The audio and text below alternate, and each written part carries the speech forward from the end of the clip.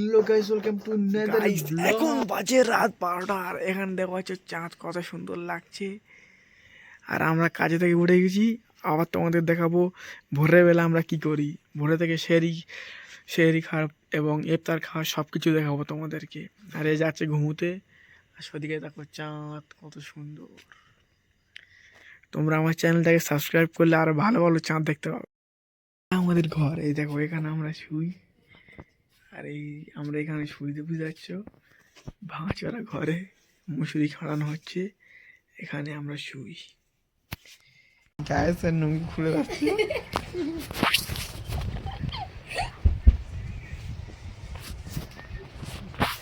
এই দেখো কুকুরের ঘর। স্নান করে গুছিয়ে দেওয়া পাচ্ছ, দাঁতটা